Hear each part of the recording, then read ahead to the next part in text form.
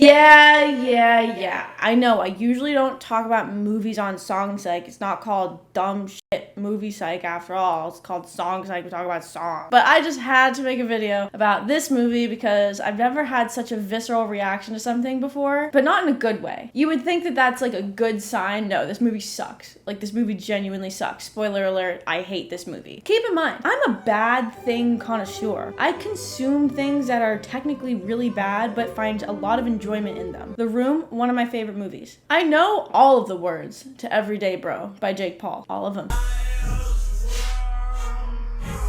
Sweatshirt by Jacob Sartorius, one of my top songs of 2017. And in terms of movies, I love bad movies, especially bad horror films like Deadly Detention, Happy Death Day. These are some of the classics to me. These are movies I've seen several times and never got tired of, except for when I did after seeing them several times. But at least when a horror movie is bad, it's typically funny how bad it is, right? Or if a horror movie is just okay, it's like, okay, this movie was literally just okay. I don't really feel anything walking out of this theater. But this movie literally angered me. Like, it quite literally pissed me off. So let's talk about why this is probably one of the worst movies I've ever seen, and why if I ever see you, Alex,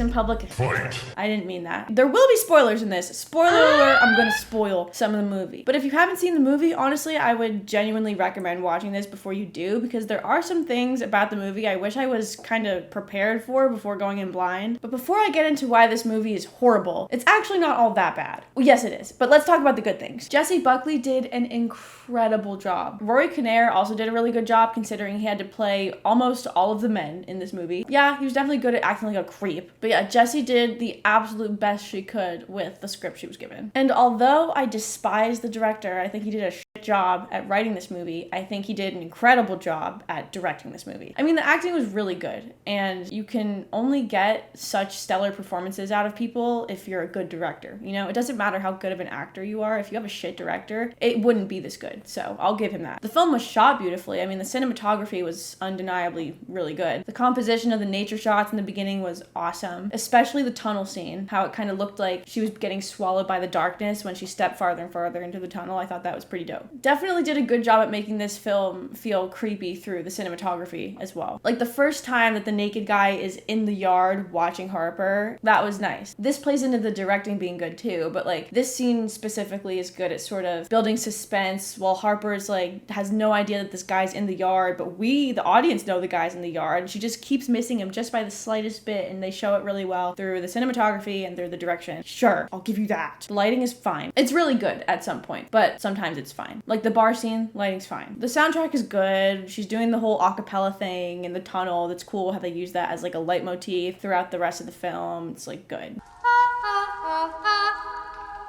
The pacing is good sometimes. The very beginning scene, that very opening scene, is definitely attention grabbing. What the hell is that going on out there? That's how I felt watching that. Then it's cool how the movie goes on. These scenes are interspersed throughout to sort of show the backstory behind that opening scene. I think that's great, and I think they put those in nice places. But the beginning also has points where it's pretty slow, and then like 20 minutes in, the movie gets like good. But then like an hour in, you can't help but wonder where all of this is going and like what the point of this movie is really. Like the deeper point, other than like, men hate those things.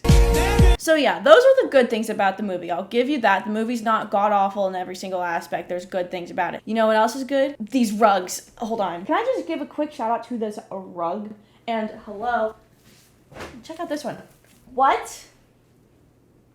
Rugs are by my good friend Brian. Stay Tuft Rug Co. sent them to me as a gift, and they're beautiful, and I can't wait to figure out how the hell to hang these puppies on my wall. So I just wanted to say thanks because they're so good. Go check them out. I'm gonna link the Instagram in the description. This video is literally not sponsored. I just love these rugs. Okay, now let's talk about why this movie is absolute garbage. Let's start out with the plot, or lack thereof. It doesn't really go anywhere. I mean, the writing's pretty awful, both in terms of story structure and even some of the dialogue itself. Like when Harper's on the phone with work during the whole scene where the naked guy is outside stalking her, the whole conversation she's having with her boss just sounds very stereotypically corporate. Like, it just kind of sounds like something a film person would think a stereotypical business person would say, which is understandable. I mean, Alex is a film person, but given that he got started as a writer, like a novelist, I just find it kind of weird weird that his writing in this movie is so bad. And the images he chose to show were just so visceral, and I think it's just very man showing women's struggles vibe, you know? The imagery he also chose to show was just so visceral, but not really in a tasteful way, just in a lazy way. Like the disgusting naked man with all the wounds all over him. Like, what does that mean? What does that mean? Men are gross? Okay. Like, even the birth scene towards the end, it's like, yeah, it's a cool idea, but it's just like, fine. A lot of people were grossed out about that scene. I really didn't care about that scene compared to the other ones. And even the assault scene with her and the priest. It's not that I don't think that he should talk about these things. I think SA is a really important topic. And I think that it's good to generate conversation about how these sort of behaviors in men are just passed down through generations and generations. And it's just going to perpetuate this sort of idea that treating women like this is okay. But if you're going to choose to include these things in your film, you have to assume that people are going to come to this film and watch it, women that have probably gone through these things. Why would you show it? Like, why would you just show it? I understand the argument that it's important to show how gross it is and how just viscerally horrible it is for something like this to happen to a woman, but you're a man, dude. There's so many other ways you can imply something like that happening to a woman in your film, but you just couldn't be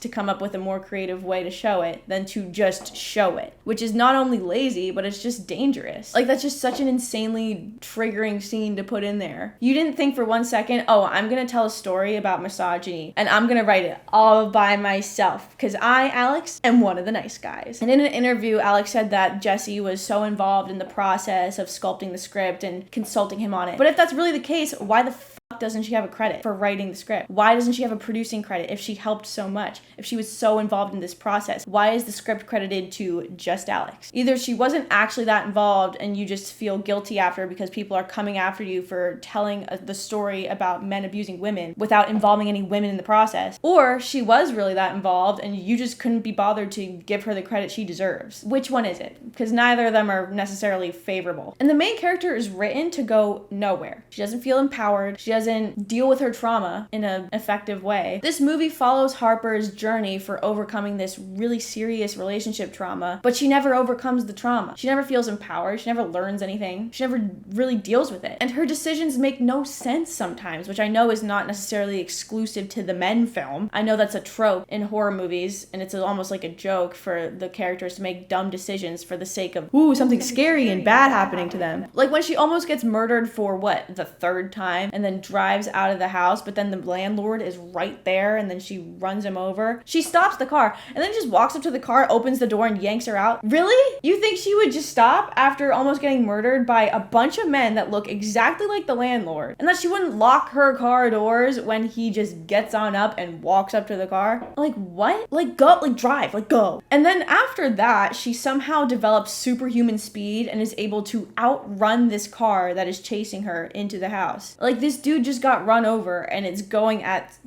driving the car at her, and she somehow just doesn't get hit even though the car is right behind her the entire time. How can she run that fast? Like, at least he gave the woman superhuman speed. He gave her something. Thanks, Alex. Also, all these like metaphors he includes in the script just lack complete substance. This movie just gives the illusion of being deep for an hour and 45 minutes without actually commenting on anything about misogyny in a deeper than surface level way. Like all the men having the same face on them. What does that say? All men are the same? Awesome, Alex. And the rebirth metaphors in the film. Like that monstrous face carved into the stone in the church, and like the men just getting birthed out of each other in the birth scene towards the end. And the man turning into that monstrous being that was in the church, like turning into that dragon-like thing, which is supposed to symbol rebirth. Like, what does that say? Men are responsible for creating more monstrous men and perpetuating this type of behavior? Good job, Alex. Like, and what about it though? So far, what I've gathered from all of this super deep and intricate imagery that he included in the film is that all men are toxic. All men are the same. Ah, awesome. Okay, Alex, like, thanks, man. And the ending is terrible. It's really bad. Like, there is none. There's no ending. It just ends. It's like if you made a music video and then just ended it at the bridge. Like, after going through all of this assault, all of this harassment, all this abuse from men, you would think, since Alex is, you know, one of the self-aware nice guys, right, that he would want to maybe empower the female lead a little bit, give Harper a little something to walk away with, you know, a little lesson, a little empowerment maybe. No, not at all. He just puts Harper through an hour and 45 minutes straight of trauma, and then at the end of the movie, she just sits there. The end. Which I guess says something in itself, that sometimes women don't make it out of these things okay. Sometimes it's just has a lasting effect on them and they'll never be okay again. But why the fuck is that your story to tell, Alex? In an interview, he said that he intentionally made the ending just suck because he wanted the audience to interpret it the way they wanted to interpret it and get their own meaning from it, which is just an extreme bullshitter way of saying he was too lazy to write an actual ending with meaning. Like, a dude named Alex really just wrote this movie about a woman just getting constantly beaten down and harassed and abused by men with no sort of redemption, without any greater commentary on misogyny. This whole movie is literally Alex just being like, don't you just hate it when men like hit women? Don't you just hate it when men like just attack women? Don't you just hate it when men like stalk women? I hate those things. I hate when that happens. It just misses the mark so much that it's almost as if Alex set out to parody feminism. And the nail in the coffin is that although this movie is centered around tackling topics of abuse and misogyny towards women, guess how many women were involved in producing this movie? 0. Guess how many women were involved in directing and writing this movie enough to receive credit for it? 0. Barely any women were even in the crew of the film. Besides, what? The makeup department? Awesome. I've seen scary movies before and I've been scared. I've seen movies that use cheap tactics to scare you. But I've never left a theater being so pissed off that I paid for something like this. I just feel like this movie was kind of just Alex torturing this female lead for the sake of it. Just to show, oh man, men, they just suck, man. Get real, dudes. Men are just so scary. Like, there's no nuance. Everything is just so on the nose, you know? Like, how did he even pitch this to A24? Listen, fellas, I got a movie idea. Don't you just hate it when men just suck? Don't you just want to kill them? Don't you just want to tell them to get lost? There's the movie. I paid $12 to see this guy go, oh, I hate those things. So yeah, that's my thoughts on this movie. I just wanted to make a video about this because I wanted to see what you guys thought of the movie. If you've even seen it, if you haven't seen this freaking thing, what do you think? Do you like it? Do you hate it? Do you think I'm a dumb Whatever. Should I talk about movies again? Should I never open my whore mouth again about movies? Or should I talk about them more? What do you want to hear? Okay. Ooh, I'm cranky today. Someone's cranky today. It's me. Ooh, I just saw Men and I hated it. Oh man, I'm so mad. I'm so angry.